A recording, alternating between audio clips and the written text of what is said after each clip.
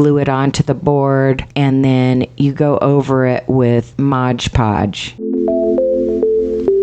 I'm Ronnie, and you're listening to Clean With Me, the podcast where I walk you through cleaning your house step by step. When you clean along with this show, you'll get more done in less time, so you can spend the rest of your day doing what matters most to you. Thanks for joining me. In today's episode, I'm going to talk you through cleaning your kitchen, and I'm also going to give you some unique decorating ideas. Let's get right into it. It's time to gear up for our cleaning session. Maybe you need to get fixed up for the day so that you're feeling presentable. You might want to slip into something comfortable yet presentable that you don't mind cleaning in. You can also, if you're already dressed for work or something, put on an apron to protect your clothing. Aprons aren't just for cooking. Sometimes I put on an apron to clean and do dishes if I'm in something really nice. I mean, more often than not, I'm not in an apron, but there are situations other than cooking that call for an apron if you need to be dressed up for whatever reason. But a lot of you just need to put on something comfortable yet presentable. Maybe you need to run a brush through your hair or put it up. Maybe you need to wash your face, put on some moisturizer, and whatever your minimums are as far as makeup, if you wear makeup. Remember, if you look good, you feel good, so it's important to get fixed up early each day, even if you're a full-time homemaker or you work from home. Or maybe you're already ready. Another way to gear up for this cleaning session would be to start a load of laundry. Okay, if you're new to the show, I often recommend starting a load of laundry at the beginning of a cleaning session, because then when you're done, you can switch that load from the washer into the dryer. And it just feels good when your machines are working for you while you're doing housework. So I like to get those machines running, and by machines I mean the dishwasher, if you have one, the washing machine, and maybe the dryer. Maybe you need to switch the clothes from the washer into the dryer and start a new load. And we're going to be cleaning the kitchen, so we'll talk about the dishwasher in a few minutes. But your first machine that you're going to want to get running is probably your washing machine. And if you don't have enough clothing for a full load today, maybe it's a good time to strip your sheets and pillowcases and get those washing, or wash your comforter or duvet cover. And I know I can talk faster than you can do these things. I'm just giving you a few different ideas of how to kick off this cleaning session. When cleaning the kitchen, it's important to take out the trash and reline it, because chances are you have some trash in your kitchen and you need a place to put stuff. Sometimes the front entrance of your home is in disarray, and you want to kind of start at the front door and straighten up a little bit in case your spouse gets home early or someone knocks at the door. That first impression area is important. Or maybe you need to get your house smelling fresh. Maybe you need to start a wax warmer or an essential oil diffuser. Maybe you need to sprinkle your carpet with some carpet fresh. Or maybe you need to run your garbage disposal. I'm going to give you a couple more minutes to do whatever you need to do to gear up for your cleaning session. Again, you might need to get presentable and ready for the day. You might need to start some laundry. You might need to straighten up your front entrance, take out the trash. I mean, you probably for sure should take out the trash. But whatever needs to be done, now's the time. And then the next step is gathering up dishes. By the way, this episode is going to be a two-parter. For this session, we're focusing on the kitchen, But in part 2, we are going to continue to the rest of the house. I'm going to entitle the episode either Decorating Ideas or The Power of Decor, and then there's going to be a part 2 of that same title. Special thanks to those who are already supporting the show, which unlocks those longer bonus episodes. And those bonus episodes are probably already getting advertised to you if you're listening on Apple Podcasts or Spotify. But to learn more about that, you can visit my website, which is cleanwithmepodcast.com. And of course, I'll put a link in the episode notes. And while even just listening to these free episodes helps me, I really appreciate those who go the extra mile and subscribe to the show. You're really not going to be on the full program unless you also subscribe to bonus content. But I understand not everyone's able to subscribe. Okay, by now you've done whatever you needed to do to gear up for your cleaning session. If you have not already done so, it's time to gather up dishes from around the house. This could be a coffee mug on your nightstand. It could be your husband's ice cream bowl on his nightstand from last night. It could be a forgotten fork and plate in a teenager's room. It could be dishes left on the table. You probably have that rule if you have kids where they're supposed to clear and rinse their dishes, but sometimes they forget and leave something on the kitchen table, dining room table, living room. You know where those dirty cups and other dishes might be lurking. It's time to gather them all up and take them to the sink. And I'll give you a couple minutes to do that. Something to keep in mind while cleaning is the pre-clean is an important step. If you just jump into deep cleaning, you're going to be working around a lot of obstacles. And let's face it, cleaning the actual surfaces is often the easiest part of your housework. It can be tedious, kind of putting everything where it goes and tidying up, but that's such an important step in cleaning. And I definitely recommend doing your pre-clean first. And when it comes to doing dishes, part of the pre-cleaning is getting all the dishes to the sink, or at least next to the sink. It doesn't take long, but you don't want to find dirty dishes after you thought you were done washing. The next step in your kitchen pre-clean is to put away any clean dishes. Those of you who hand wash probably have a drying rack, a drying pad, or even just a towel for drying your clean dishes. And if you're like me, you don't towel dry them immediately and put them away. So now's the time to empty that drying rack and get those dishes put away. More often than not, I let stuff air dry, but what you want to avoid is just kind of adding to the pile. You don't want to be playing dish Jenga where you're making that drying rack pile higher and higher. And there are a couple reasons for this. One, something could fall off and break. Two, it can make your kitchen look cluttered to have just mountains of clean dishes. I mean, obviously clean dishes are better than dirty, but it can still make your kitchen look cluttered. And three, and this is probably the most surprising one, you will actually work harder if you don't have to slow down and think about positioning that clean dish or where to put it. If you have an empty drying rack, you're washing, rinsing, placing things in the drying rack. It takes a lot of the thought out of it, and you can go a lot quicker. And I know most of you know all this, but some people are new to the show, so I like to reiterate some of these key points.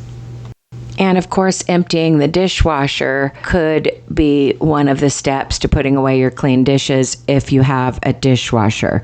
At our house, we do a combination of washing in the dishwasher and hand washing. So when I'm putting away clean dishes, it involves emptying the drying rack and the dishwasher both. And sometimes my husband and I are working together. I'm emptying the dishwasher and drying rack while he starts on washing the dishes. But I realize that a lot of you are working alone right now. When I listen to a cleaning podcast, it's during my own personal cleaning session when I'm home alone or everybody's sleeping. So that may be your current situation as well. So I'm going to give you a couple more minutes to put away the clean dishes. If you finish early, obviously start washing your dishes, whatever that means for you, whether you're pre-rinsing things and loading them into the dishwasher or you're hand washing. And not everybody has a backlog of dishes who's out there listening right now. I don't know what your current situation is, but what I'm hoping that you do is stay in the kitchen for the duration of the episode and just look for things to do. Because if it's a day when you don't have a lot of dishes to deal with, that's the perfect time to go deeper with your cleaning. And maybe wipe down the walls or clean a baseboard or clean the inside of your microwave. By the way, if you have any heavily soiled items, you want to get those soaking at the beginning of your dishwashing session. Maybe there's a pot and a pan that you cooked in, or a container in your refrigerator that had some old leftovers in it, and you removed those leftovers and tossed them, and now you have a container with kind of dried on food or baked on food, if these are your cooking pans or whatever. You want to get those things pre-rinsed and fill them up with hot, soapy water. Get those soaking. And they don't necessarily need to soak overnight or anything. Often just getting the difficult items soaking at the beginning of your dishwashing session is enough, because by the time you've washed all the easy stuff, those other items have had time to sit. You know, the dish soap and the hot water has done a lot of the work for you, and then you can wash those items last. It's just a good use of your time. So once you've put away all your clean dishes, get those difficult items soaking, and then start washing your easier items. Okay? Your glasses, your plates, your bowls, your silverware. And sometimes a glass could be a difficult item. You know, a forgotten glass could have something dried on in the bottom of it. That might be one of the items you're going to have soaking while you wash the rest of the stuff. But whether you're washing a few sink loads by hand, filling up the dishwasher and starting it, or a combination of both, just be working on your dishes, whatever that means for you. And if you finish early, start cleaning the surfaces of your kitchen, from the top down, of course. While you're working, I wanted to talk a little bit about kitchen decor. A while back, I went through this phase of making these decoupage plaques, and it's kind of a unique idea, so I thought I'd throw it out there. But of course, there are pre-made versions of these things that you could buy in certain stores or order online. And what I'm talking about is using recipes as decorations. Okay. For example, I made one where I typed up the recipe for chocolate chip cookies. I typed it up, and I also had purchased some stickers from Hobby Lobby. You can get sheets of stickers. You want to get the flat ones, not, puffy stickers or anything. But I had these sheets of stickers that were a baking theme. So I typed up the recipe, in a cute font or whatever, the right size that I wanted. And then after I printed it, I put the stickers on it, like little mixing bowls and oven mitts and cookies and things like that, and kind of positioned them artistically around the wording of the recipe. And obviously there are a lot of nuances to creating these decoupage plaques. So if you decide to do it, definitely do your research online. This isn't going to be just a super detailed explanation of how to do it. I'm mainly just giving you the idea about decorating with recipes in the kitchen. And the point is to use recipes that you want to be able to look at often, things that you make often. Another one that I made is the recipe for tortillas, and I actually still have that one hanging up. And sometimes when you make a recipe a lot, you have it memorized. But if you're like me, you go through phases where you don't make something for a long time and then you don't have the ingredients memorized. Or you might want to post these recipes for school-aged kids. And I get it. There are cookbooks. I have a recipe binder where I print recipes or tear them out of cookbooks that I'm getting rid of, and I put them in a binder in sheet protectors. That way, if you have grubby hands while you're cooking or whatever, you're not getting, batter on the recipes themselves, and you can kind of wipe the sheets clean when you're done. There's definitely a place for that, but in this episode, I'm talking about decor. Anyway, after you've printed the sheet, you've placed the little decorative stickers, and obviously the stickers are optional, but it made it 10 times cuter. You have a board that's already ready, like a little plaque or something, maybe that you purchased at Hobby Lobby, or if you're using just more rustic wood, you might have had to sand and cut your own wood. I mean, it's up to you how deep into this hobby you get, but it's pretty cheap. I mean, to get just a plaque that's already like smooth and beveled, and then to glue your sheet onto it, and you can cut it, in the size you want or whatever. Glue it onto the board, and then you go over it with Mod Podge, and you use like a sponge on a stick or a paintbrush or whatever, and you do several coats of it to where the paper is kind of embedded in the wood and it looks more like it was painted on or something like that. Be working in your kitchen. By now, some of you are done with your dishes. It might be time to wipe down your cabinets, the front of your large appliances, like the outside of your refrigerator, the outside of your microwave, your stovetop, the control panel, the front of the oven, the front of your dishwasher, and of course your countertops. But no judgment here if you're facing a disaster today and you're just still plugging away on dishes. The important thing is to keep working in the kitchen, and then eventually you're going to sweep or vacuum the floors and then mop.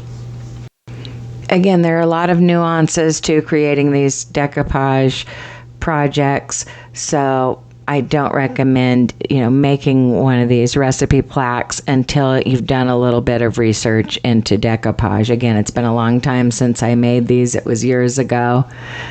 But another type of decoupage art that I did was I would take either like a sheet of paper from an old hymnal, okay? If you know, you know. Some of you go to churches that still use hymnals, or you grew up in those kinds of churches. But you could take like a favorite hymn, and then you could take a lighter and burn around the edges of that sheet. You burn a little bit, blow it out, burn a little bit, blow it out, so that it kind of so that it has jagged, burnt edges around the page without burning, the part with the music, the sheet music and the words or whatever. It does kind of warp the paper a little bit. So what you do is you turn it upside down, face down on the ironing board, and then you iron the sheet to get it flat again. And then same process as with the other projects, you glue it to the little plaque, and by gluing it, the Mod Podge serves as both the glue and the kind of glaze coating or whatever. And there are other products, shellac, things like that you can use. You can use sprays. In fact, after I would attach a paper and then go over it with the decoupage and do a few coats of that, I would often finish with a spray so that it wouldn't be tacky or whatever. Again, you're gonna need to do a deep dive online before you begin one of these projects, unless you've already done decoupage work before. But you can get really creative with different fonts and different stickers. And it's not even just for the recipes. You can create decorations for virtually anywhere in your house. You can make custom gifts for people for like scripture verses. Old English fonts look best. You could get a set of stickers that has crosses and Bibles and things like that. I mean, you don't want to go crazy with the stickers. You want to use them sparingly, or you may prefer not to use them at all. So anyway, that's my idea. Decorate with recipes. It's super cute. They make great gifts. I mean, how cute of a wedding gift would it be if you knew someone's colors and their decorating style and you made them a recipe plaque for their kitchen? It'd be super cute. Obviously, be careful when buying people decor because people are kind of particular about how they decorate their house. But if you know the person well enough, you can create the perfect custom gift.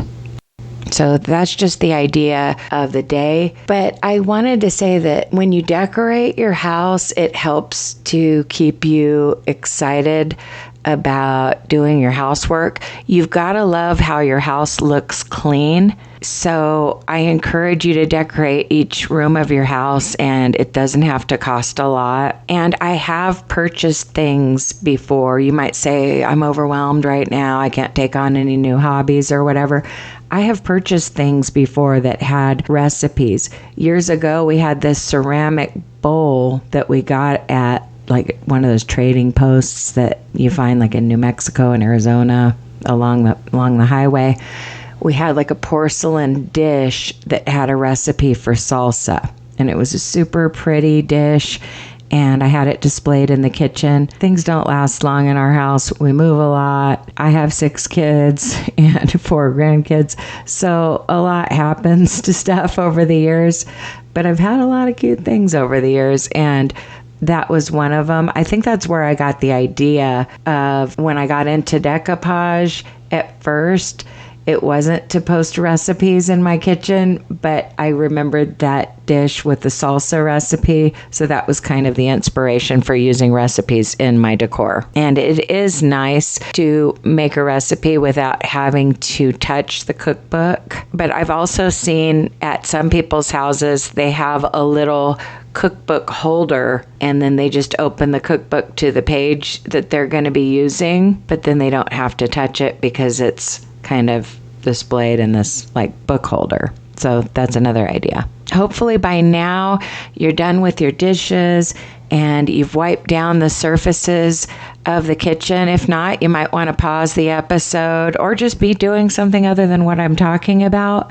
But a lot of you are ready to sweep or vacuum the floor. Maybe you have a vacuum that's good on hard floors, or maybe you need to sweep.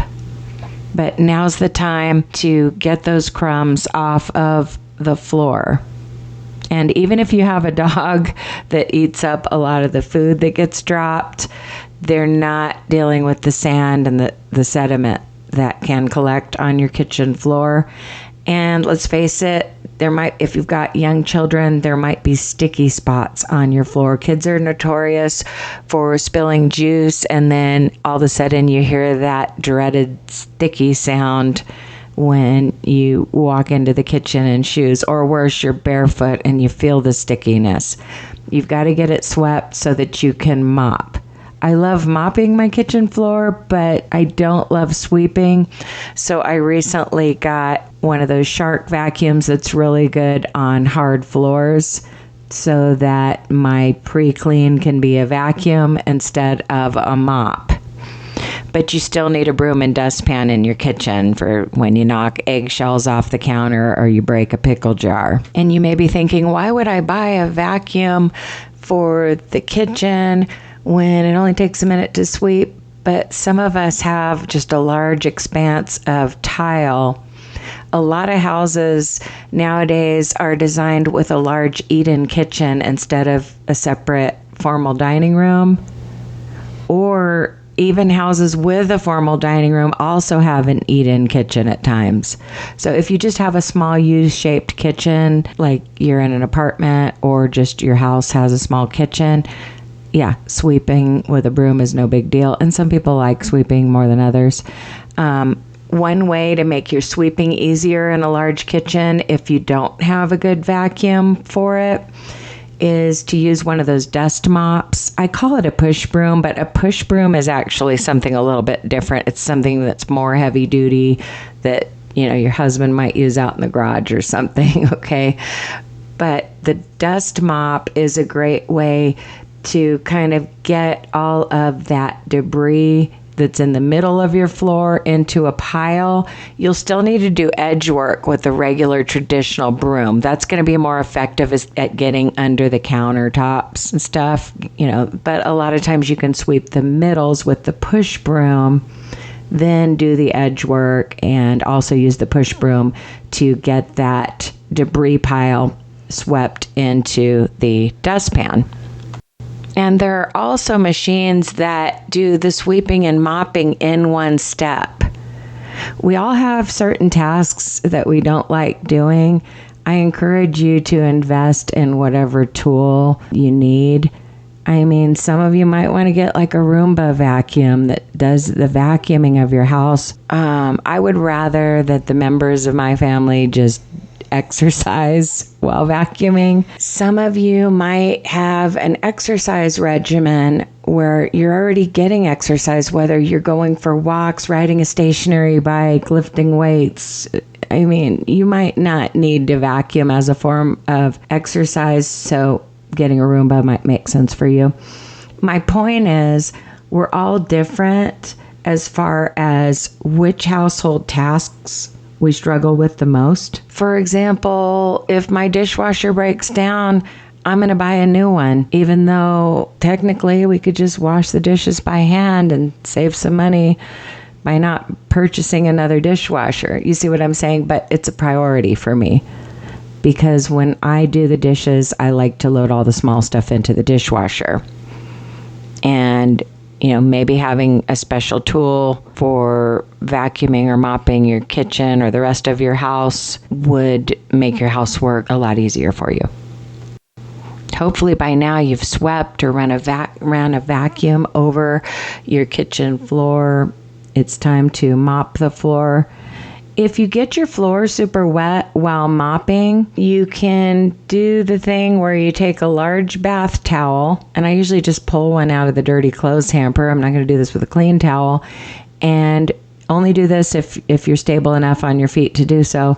But I kind of walk with the, barefoot with the towel under my feet, sliding each foot. Hopefully you can picture what I'm motioning here.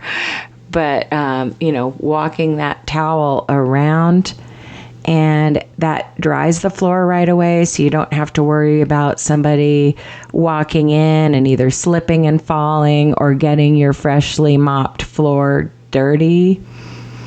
And a lot of times, drying it with the towel is part of the cleaning process. It gets your floor even cleaner. So that's one way of doing it. Or you might want to use like a Swiffer with the pre-moistened pads. There's also like the Swiffer Wet Jet where you're actually like spraying. But let's face it, sometimes you need to really scrub your floor with a more traditional mop. Okay, we don't use the Swiffer every time. Sometimes I'm just scrubbing it with a string mop. And mopping, it can take a while, so maybe listen to some of your favorite music after this. Hopefully you have like an upbeat playlist to clean by. I hope you got a lot done during this episode. I'm going to talk more about decorating and how it can help motivate you to keep your house clean in part 2, which is for financial supporters. But even just listening to these free episodes helps me. I appreciate each and every one of you. And as always, happy cleaning. I'll talk to you in the next episode.